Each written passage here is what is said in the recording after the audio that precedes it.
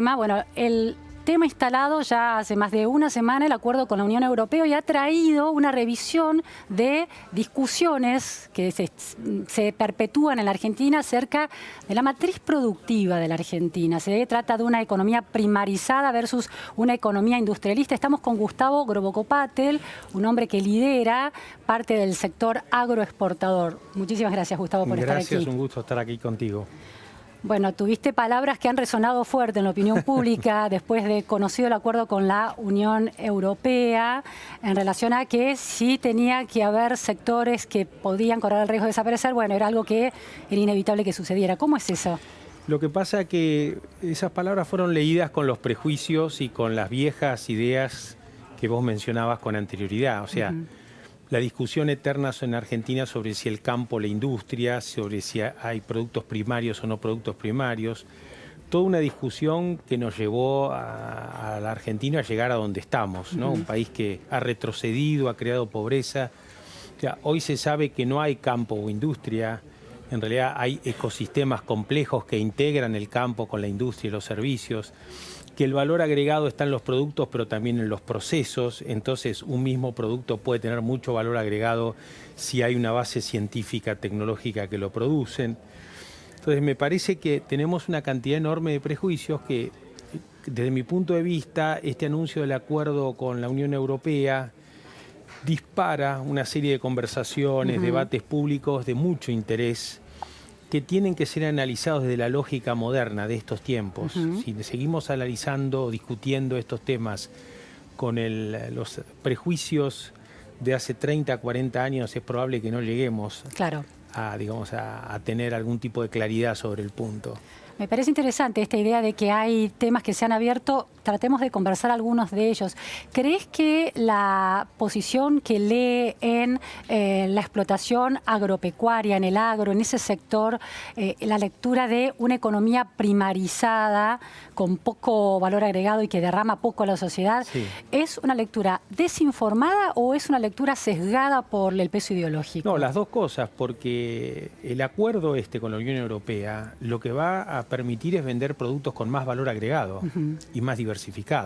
Por ejemplo, nosotros hoy no podíamos vender productos con valor agregado porque en Europa existe el escalamiento arancelario, es decir, pagamos más aranceles y los productos son de más valor agregado. Al desarmar esa estructura del escalamiento arancelario y al aumentar los cupos de exportación, nosotros vamos a poder empezar a vender productos con más valor agregado, o sea, no el aceite, sino la botella de aceite con marca y así con otra infinidad de productos.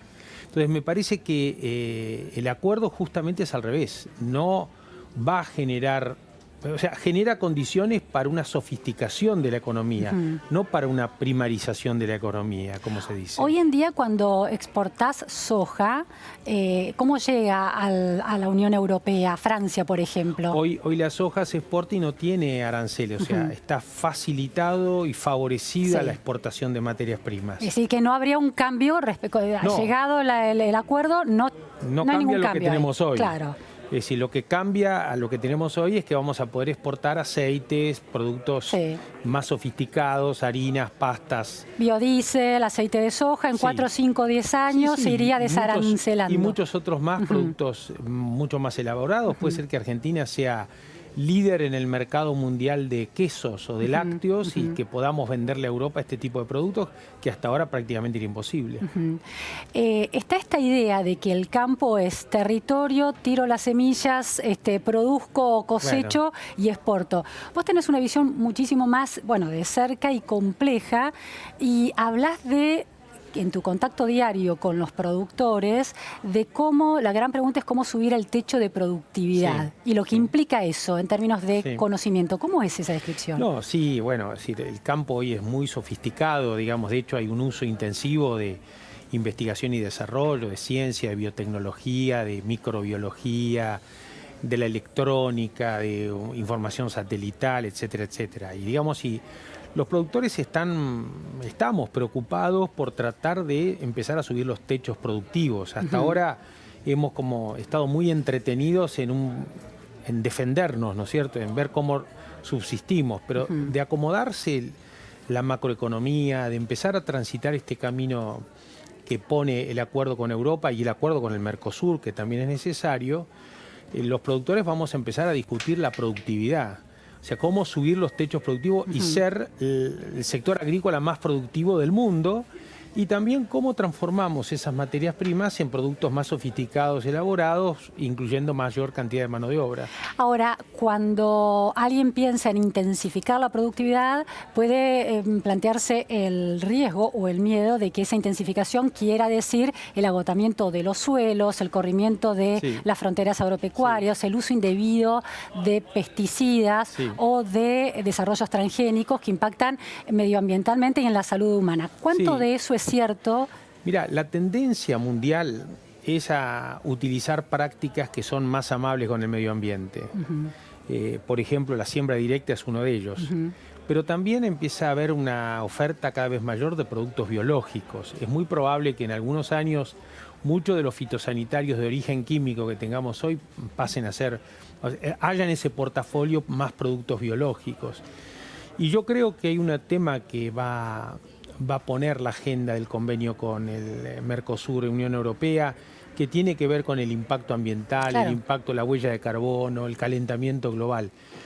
Y por los estudios que nosotros tenemos hasta ahora, la agricultura argentina es la que tiene una huella de carbono mejor, tiene menos impacto sobre el calentamiento global comparada con otras agriculturas mundiales, incluida la europea, que es una de las más contaminantes. ¿Esos estudios de qué centro de investigación son? ¿De qué autoridad? Del CONICET y de otros que están trabajando sobre el tema del impacto de la agricultura sobre el medio ambiente y sobre el tema sociales también.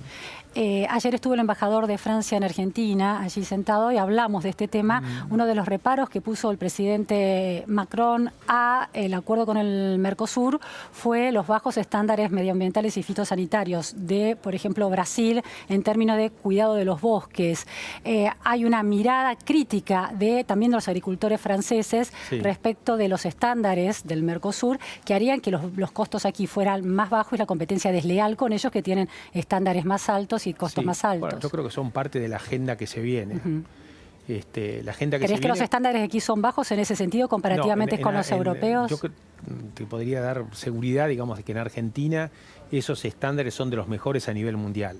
Si Argentina es uno de los países que más usa siembra directa, es decir, donde hay menos erosión hídrica, eólica y menos degradación de tierras, y que el tema del uso de los fertilizantes, agroquímicos y demás está, digamos, de alguna manera más eficientemente utilizados. Gustavo, otro tema que se planteó y que vos lo planteaste en una serie de apariciones en los medios es si, bueno, de alguna manera lo positivo de este acuerdo es que construye un marco y una especie de hoja de ruta hacia adelante de 10 años que la Argentina podría seguir para mejorar sus indicadores macroeconómicos claves, ¿no? Ahora, el acuerdo hace 20 años que se negocia y la Argentina a lo largo de esos 20 años tampoco pudo mejorar sus indicadores macroeconómicos claves. ¿Qué hace pensar que la clase política y empresarial también va a estar a la altura de las circunstancias en los próximos 10 años? Me parece que ahora ya tenemos tiempos, plazos. O sea, acá si en 10 años nosotros no hacemos todas las reformas desde el Estado, desde el sector privado, si no vamos a una convergencia macroeconómica en el Mercosur y demás, ya directamente es una responsabilidad altísima de todo el sistema político empresarial argentino. O sea, es como que ahora bajaron la bandera y hay que empezar a correr. Durante estos 20 años de negociaciones había gente que pensaba que esto no iba a salir nunca, dábamos vuelta, pateábamos el problema para adelante. Ahora yo creo que ya es tiempo de no patearlo para adelante. Es un tema que no responde a un interés político partidario, es un tema de toda la sociedad argentina. O sea, el camino que hay que recorrer lo tenemos que recorrer todos juntos y con los acuerdos máximos posibles. Yo creo que este acuerdo beneficia a los productores, beneficia a los industriales, beneficia a los proveedores de servicios, a las pymes. Es decir, nos va a poner, vamos a poner en marcha, para mí, dar vuelta a la hoja de Argentina, de este destino que teníamos de creación de pobreza y de creación o destrucción de progreso, ¿no? Ahora, este acuerdo hasta que simplemente van a pasar largos años, ¿no? No es la del año que viene, no es dentro de 2 años, tiene que pasar el Congreso, todos los congresos, todos los parlamentos, ¿no? Es complejo. Sí, son 2 años más o menos. Entonces, en el medio algo tiene que suceder en la Argentina. Madanes Quintanilla, de Aluar, cuestionó tus dichos y sostuvo que era necesario en el presente empezar a hacer las correcciones en términos de... Yo concuerdo totalmente con él y yo no dije eso. O sea, yo concuerdo que hay que hacer urgente. O sea, que si tenemos que salir a competir mañana con cómo está hoy, que la cancha está inclinada, digamos, a favor de Europa, es imposible. Pero el acuerdo es bastante claro, da 10 años, 5 años, 15 años, o sea, nos da el suficiente tiempo como para que nivelemos la cancha. O sea, obviamente que no podemos pensar que esto se hace de un día para otro, pero sí lo que es de un día para otro es el acuerdo sobre los próximos pasos a caminar, que son bastante claros.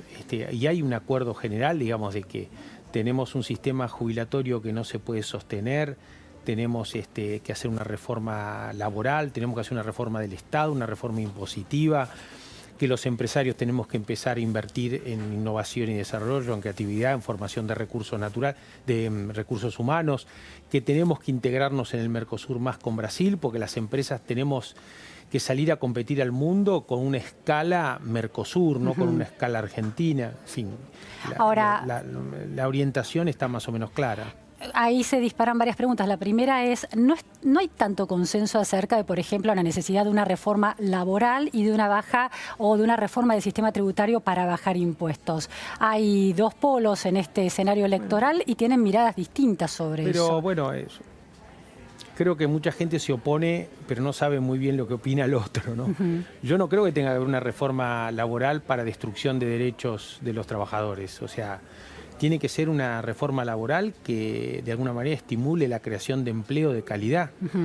Si la reforma laboral es para congelar y destruir empleos, porque en el fondo mantenemos empleos en condiciones malas, que sabemos que durante los próximos 10 años son empleos que no van a existir porque van a ser reemplazados por otras cosas, bueno, esa no es una forma de defender el trabajo. Defender el trabajo es crear empleo, que esos empleos sean de calidad, que tengan la mayor cantidad de salario posible.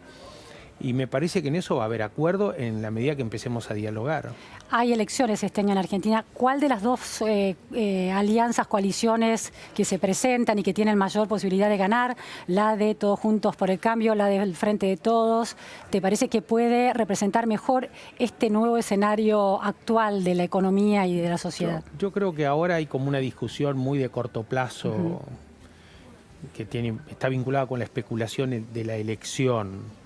Pero me parece que pasado eso, todo el mundo deberíamos estar trabajando en la misma dirección. ¿Pero crees que las miradas sobre el mundo convergen de estas 2 coaliciones electorales en torno a este panorama que vos planteás? No, yo creo que en general la realidad es más o menos una. Uno puede tener un punto de vista diferente sobre algún punto en particular, pero la dirección es la misma. Uno puede discutir, no sé, la velocidad del barco, quién lo maneja, cómo lo maneja, en fin, algunas cosas, pero no la dirección del barco me parece que es bastante clara y me da la impresión de que todo el mundo debería aprobarlo. De hecho, este acuerdo es algo que, digamos, estaba en la agenda de los gobiernos anteriores.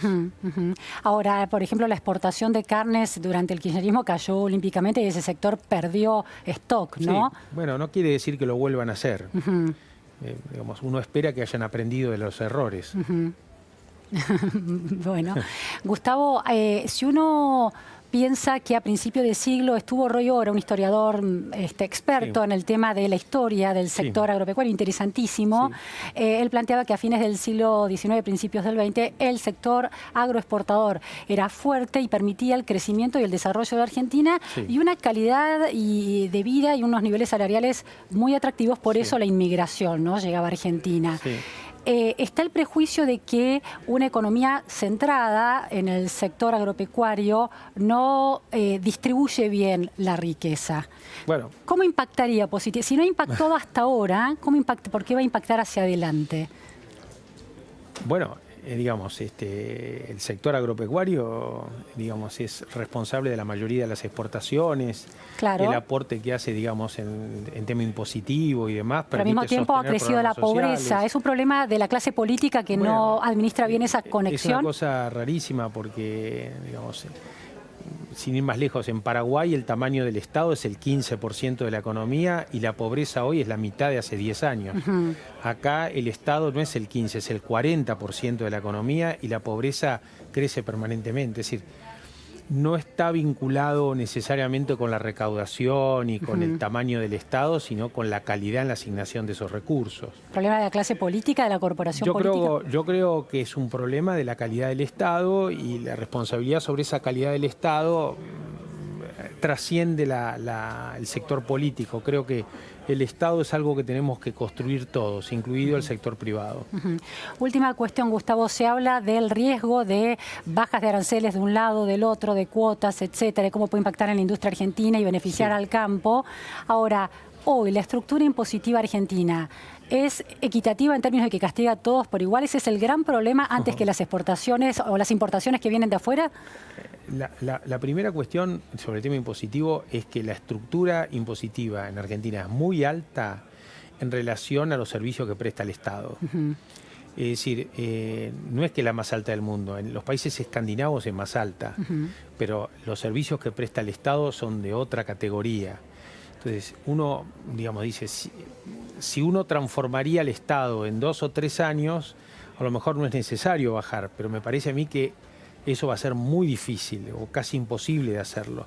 Entonces, yo creo que ahí tiene que haber un equilibrio, tiene que bajar un poco la carga impositiva, fundamentalmente aquellos impuestos que son más distorsivos, que impiden las exportaciones, que impiden el comercio interno, y seguramente rápidamente mejorar la calidad del Estado para generar servicios y bienes públicos, no sé, una educación mejor, una salud mejor, seguridad, facilitar infraestructura, en fin, todas las cosas que tenemos que tener.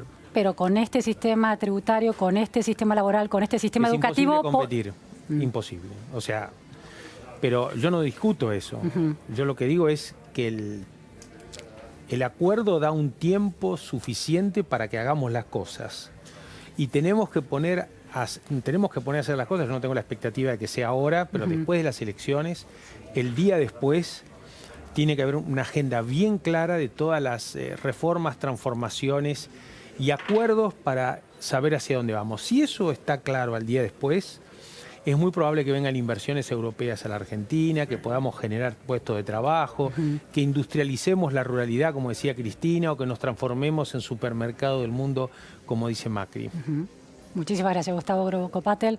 Bueno, una mirada experta en el tema del sector agropecuario que viene bien en este momento de discusión del tratado con la Unión Europea. Nos vamos a un corte en la repregunta Noticias a Fondo. Enseguida volvemos, no se vayan.